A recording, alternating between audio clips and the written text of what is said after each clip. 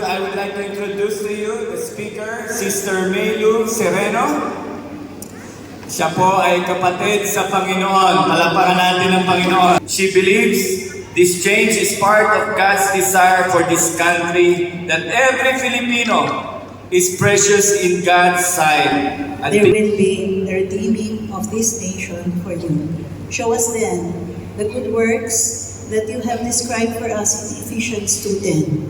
Good works that we are to walk in them, for they have been prepared for us beforehand. For we who are complete in Christ are His workmanship. Now let us send forth your people, O God, to this country and to the countries beyond this region. In Jesus' name. If we are to prepare our hearts. So my talk is, how do we as Filipinos and as Christians welcome this season to new beginnings? So we welcome new beginnings in the name of the Lord. Let's give a clap offering to the Lord. Thank you. And thank you all for praying for me, because indeed Romans 8:28 has ushered in a new platform. Now you can call me Sister Melu instead of before, where I was just called as Chief Justice in a very distant institution in Manila. So, dami-daming chaos. Hindi nga lang yung mga bulkan na pumuputok at mga baha at mga earthquake, may gera pa. Hindi lamang sa Eastern Europe, sa Middle East, at hindi natin alam kung kailan mangyayari yun sa Taiwan, sa China, at hindi rin natin alam kung masasakot ang Pilipinas. So, tanggapin na natin ito na ang mga ilustrasyon sa end times, nararamdaman na. Yung simoy ng hangin, maliwanag na. Nagbabadya na that the season of quick judgment and quick mercy will also be there. Kaya, very prominent in the West. At yung sexual revolution na yon, ang ibig sabihin, sex can be done without guilt apart from marriage. Dumikit po yun at nagbunsad na sex can be done between males and females at hindi kailangan heterosexual. At nakita na ang sumunod doon ay pwedeng multiple partners. Ibig sabihin, pwedeng casual sex. Hanggang ngayon po, nakikita na natin na ang sexual practices ay pwedeng ituro na sa mga bata. Sa West nagsimula, ngunit na-import through social media, through universities and schools, through internationally funded programs of education, nasa sa atin na ngayon. So nakikita ko yun, kahit na mayroon tayong victory, tuloy-tuloy pa rin ang pagsira ng Imago Dei, at hindi na natin po pag-uusapan masyado yan kasi alam nyo na yan sa Genesis 1, 26-27. At tinatanggal, even churches are not giving enough attention to verse 27, which says, Imago Dei, male, and Imago Dei, female, God created them. Sa simbahan, sa bahay, at lalong-lalo na sa mga eskwelahan. Pagkat ang trajectory ng mundo ngayon ay it is i-deny ang sanctity ng buhay ng tao. So, nakakalungkot, ano? Pag-iisipin nyo, ganun pala. Tapos, sinisira yung mga pamilya. Ngayon po, ang pamilya pwede na sa ibang bansa, pwede ng 3 sa isang pamilya. Sa Canada po, in-approve ng isang judge, 3 lalaki ay pamilya, tapos nag-adopt sila ng batang babae na 5 years old. Ang tawag po doon, throuple. Hindi na po couple, throuple. Can you just imagine? Dito po, pati sa Pilipinas, malakas ang attempt na i-redefine ang family. Ibig sabihin, kahit sino magsama, pamilya yon. At dapat proteksyonan ng batas at kilalanin ng pamilya yon. Sinisira na rin po ang pagkakasal. Pinipilit ng maraming mababatas, more than 200, one absolute divorce. Yung tipong i-register nyo lang na gusto niyang putulin ang marriage, approve na yon.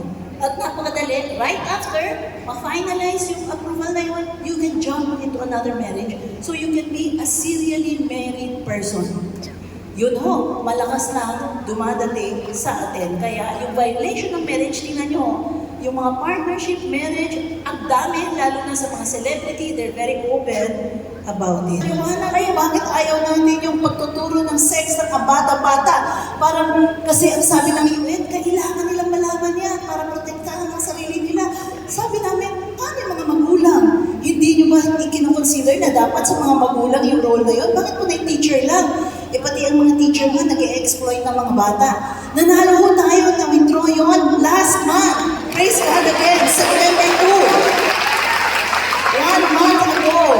Isang taong laban. So, Ate Nona, tandaan mo, masanay na tayo sa mahabang labanan. Kasi ang tanong niya how long, O Lord? Laban tayo as long as we need to fight. Ang problema mo, tinanggal nga nila yung sexual education na napakabata. Meron pa rin po from grade 4 up to senior high school na may mga concept ng gender ideology na kailangan pa rin natin labanan. So tuloy-tuloy ho ang engagement namin sa DepEd, pati mental health order nila na sinasabi na huwag umasa sa prayer, sa prayer na parang yun ay pwedeng maging answer sa mental health issue. Sabi ko, bakit nila dinidiminish ang prayer? Nagpaliwanag ng DepEd, ayaw kasi namin ng prayer lang. Dapat may professional help. Ang sabi ko, you start with prayer. You start with the identity of the child. Huwag yung asa kagad kayo sa professional help, spiritual palang problema ng bata. So we're fighting to bring the church back to addressing mental health. I hope you will be with us. Sabihin nyo, kaya nagkakagulo ang utak ng mga bata at emotions ng mga bata kasi tinanggal nyo ang pag-uusap tungkol sa Diyos sa mga eskwelahan. Amen? Lalaban tayo. Sa mga Kristiyano, as sovereign Filipino people, pag lumalakas ang mga Kristiyano na naiintindihan nila that they are responsible for this nation, ang mangyayari, we will reclaim more and more areas for influence to advance the kingdom of God. Amen? So yung sino ang magpapatakbo ng policy? Sino magdedetermine yung hindi naniniwala sa Diyos? Ayaw nyo mag-action? Sila ma-action. Sila mag-claim ng ability to change the rules. Even the rules regarding your own children. Even changing the rules of family engagement. I-redefine lahat ng lingwahe natin. If we do not fight. Kaya ang ganda na ngayon, alam na ng Kristiyano na siya ay sovereign Filipino people. Ang ganda po na napanganak, thank you Bishop Dan and the Palawan Summit for baptizing the concept of the National Coalition for the Family and the Constitution. Praise God! Kailangan mag-shake kasi para yung mga bagay na hindi ma-shake will remain.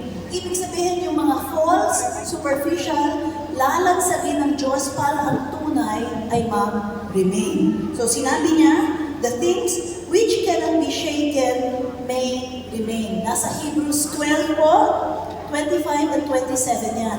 Purification po yan ang bansa natin. So I welcome the shaking. Kung kayo ay nasya-shock, okay lang masyak kayong sandali lang. But after that, welcome.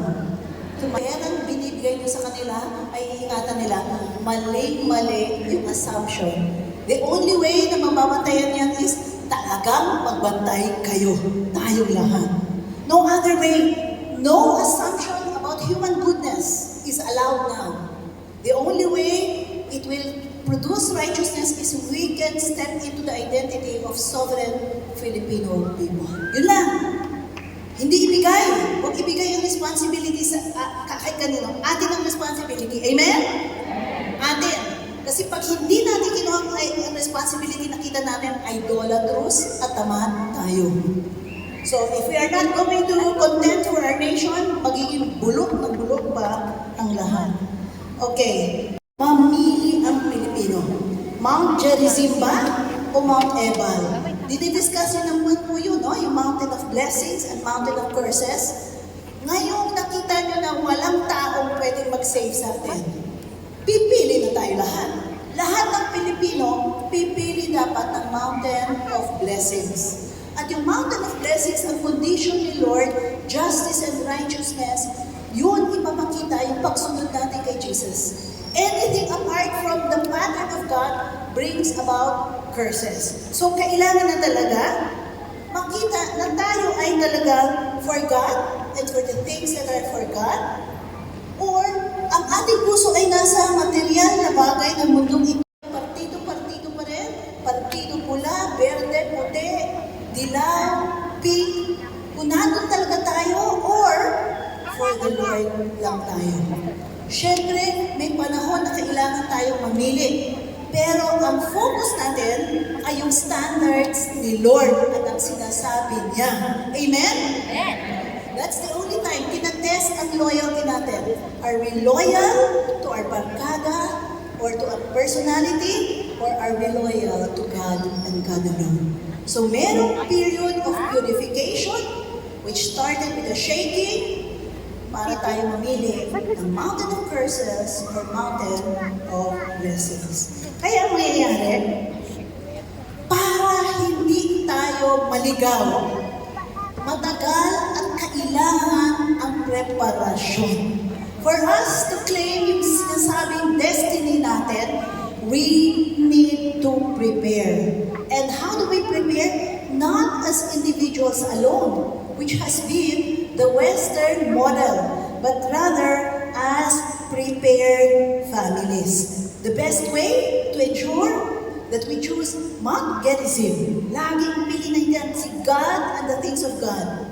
And not Mount Ebal. Ang Mount Ebal ng mundo ngayon, yung lagi kang dami mong likes na hindi naman glorifying to God ang pinost mo. Tapos, gusto mo lang yung pera na nakikita dahil popular ka o dahil konektado ka sa politician. O kaya ngayon yung politician na nagpapayaman, kakakuha ng mga tongpats at ng mga komisyon. The only way to avoid that, kasi nakikita natin, wala ni sino sa atin na guaranteed na hindi babagsak. Wala sa ating immune to temptation if we do not keep our hearts. Kasi sabi sa Bible, keep your hearts with all diligence.